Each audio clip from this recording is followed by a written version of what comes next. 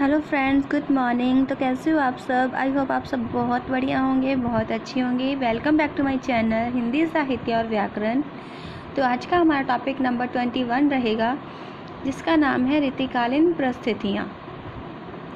चलिए शुरू करते हैं। किसी भी युग के साहित्यिक प्रवृत्तियों एवं गतिविधियों को जानने के लिए समसामयिक राजनीतिक, सामाजिक एवं धार्मिक परिस्थितियों का ज्ञान आवश्यक है।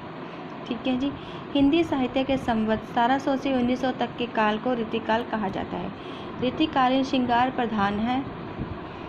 इस श्रृंगार प्रधान काव्य की प्रवृत्तियों का कारण उस युग का परिवेश है। राजनीतिक परिस्थितियाँ। सबसे पहले ऋतुकाल का समय संवत 1700 से 1900 तक स्वीकार किया जाता है। राजनीतिक दृष्टि से यह समय मुगलों के शासनकाल का उत्तम काल माना जाता है। शाहजहाँ का शासनकाल था। शाहजहाँ धार्मिक दृष्टि से उदार तथा साहित्य और कला प्रेमी था। ताजमहल उसकी कला का प्रतीक है। औरंगजेब कला और संगीत का विरोधी था। साम्राज्य विस्तार की इच्छा ने उसे और उसकी सेनाओं को कभी आराम से ना बैठने दिया। उसकी मृत्यु भी युद्ध क्षेत्र में हुई। राजनीतिक दृष्टि से यह काल घोर निराशा और अंधकार का काल था। सन 1857 में हुई राज्य क्रांति ने मुगलों को बिल्कुल अशक्त बना दिया।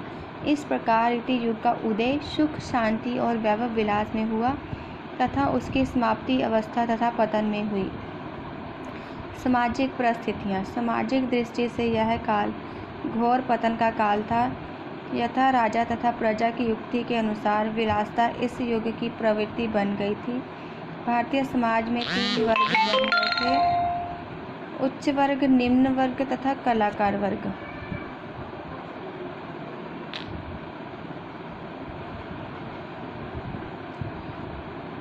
उच्च वर्ग में राजाशाही घराना, बड़े बड़े सामंत, बड़े व्यापारी लोग आते थे। यह वर्ग अत्यंत वैभवशाली होने के कारण विलासी था तथा सुरा और सुंदरी के नशे में डूबा रहता था। किसी सुंदर लड़की का अपहरण एक साधारण बात थी। दूसरी ओर निम्न वर्ग, जिसमें साधारण जनता थी, दोनों समय की रोटी जुटाने में संघर्ष करता था।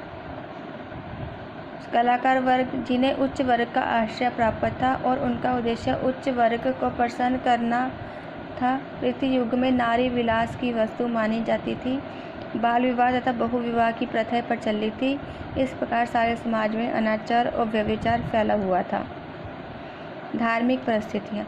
ऋतुकाल के समय सभ्यता और संस्कृति की दृष्टि से पतन का युग है। अंधविश्वास, रूढ़ियों तथा ब्राह्मणों ने धर्म का रूप विकृत कर दिया। पंडित और मुल्ला का कथन ही वेद, वाक्य और कुरान समझा जाता था। उस समय भारत में 4 धर्म प्रधान थे: हिंदू, मुसलमान, सिख तथा ईसाई। हिंदू धर्म में वैष्णव धर्म की अनेक शाखाओं का प्रचार था। हिंदू मंदिरों में प्रचलित दासी प्रथा ने विलासिता और कामुकता को जन्म दिया। इस्लाम धर्म राजधर्म था।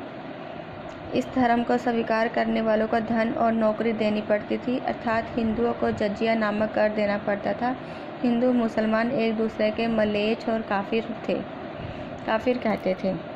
सिख धर्म का उद्देश्य हिंदू मुस्लिम एकता पैदा करना था। मुसलमान राजाओं की कट्टरता से धर्म उनका विरोधी हो गया। सिख गुरुओं ने अनेक बार मुसलमानों से लोहा लिया और बलिदान भी दिए। ईसाई धर्म, जो अंग्रेजों के प्रवेश के साथ ही भारत आया और पनप रहा था, उन पर विलासी वातावरण का प्रभाव था। साहित्यिक परिस्थितियाँ। इस काल की कविता में प्रदर्शन और अलंकरण की प्रवृत्ति अत्यंत प्रबल है। ऋतुकाल आरंभ शाहजहाँ के शासनकाल के उत्तरार्ध से होता है। साहित्य और कला में भाषा की रुचि ने साहित्य और प्रोत्साहित किया। साहित्य का विषय नारी शारीरिक सौंदर्य, श्रृंगार और अलंकृत ही रह गया था। मुगल दरबार की भाषा फारसी थी।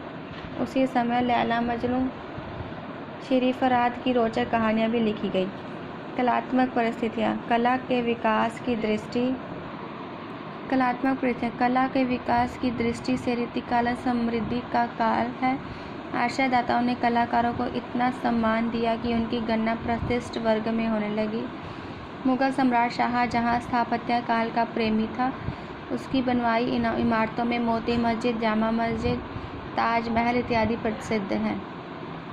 रीति काल में चित्रकला का पर्याप्त विकास हुआ। शाहजहां वास्तुकला प्रेमी था, फिर भी उसने चित्रकला को संरक्षण दिया।